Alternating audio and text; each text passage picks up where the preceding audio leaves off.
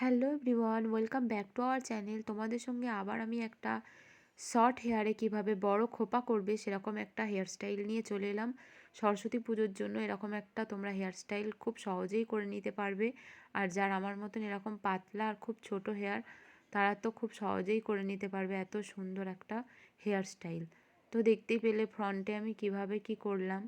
প্রথমে আমি দু সাইডে হেয়ারটাকে হালকাভাবে বাঁকিয়ে নিয়ে দুদিকে দুটো সাইড ক্লিপ দিয়ে দিলাম। তারপরে দেখো আমি এখানে এসে একটা পনিটেল করে নিচ্ছি, প্রথমে একটা গার্ডার দিয়ে।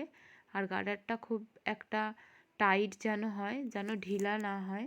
তো সেরকম ওই গার্ডারটা দিয়ে পনিটেল করে নিয়ে চুলটা সামনের দিকে উল্টে নিয়ে একটা হেয়ার ডোনাট দিয়ে আর ইউপিন দিয়ে আমি ভালো করে ওটাকে টাইট দিয়ে বসিয়ে নিলাম। ডোনাটটা অবশ্যই বসিয়ে নেবে, কারণ না হলে ডোনাট খুলে পড়ে যাবে। তো যেহেতু আমার হেয়ারটা খুবই পাতলা, তার জন্য আমি একটু বেশি করেই ইউপিন ইউজ করব।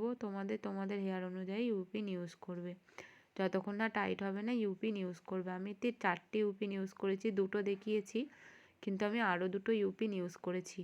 তারপরে ফুল হেয়ারটাকে নিয়ে আমি বাঁকিয়ে নিয়ে ডোনাটের তলা দিয়ে ভিতরে গুঁজে দিয়ে আবার একটা ইউপিন দিয়ে দিলাম। দিয়ে পুরো টাইট করে দেখছি যে হেয়ারটা কোনো জায়গায় কোনো লুজ টুজ ঢিলা আছে কি। হাত দিয়ে দেখো আমি ভালো করে দেখে নিচ্ছি।